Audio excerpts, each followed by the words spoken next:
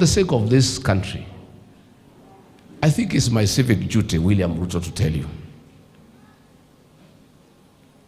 You appointed a reckless, excitable, dangerous, childish, juvenile fellow as Minister for Interior, and you gave him instruments of violence.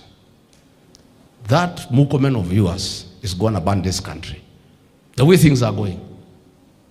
And we have a duty to tell you, as we go towards the elections, if that Murkomen is going to remain in that docket, he is going to ban this country.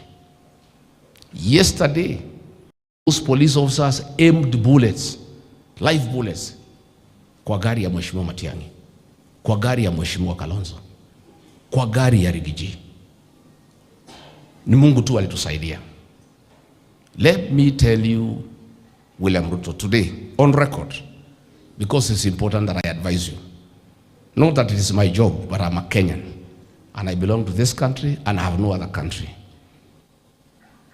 If Murkomen and his boys, one of these days, in the misadventure and juvenile escapades, injure or kill Fred Matiang'i, Kalonzo Musyoka, Eugene Wamalwa, Rigathi Gachagua, that will be your last day in State House.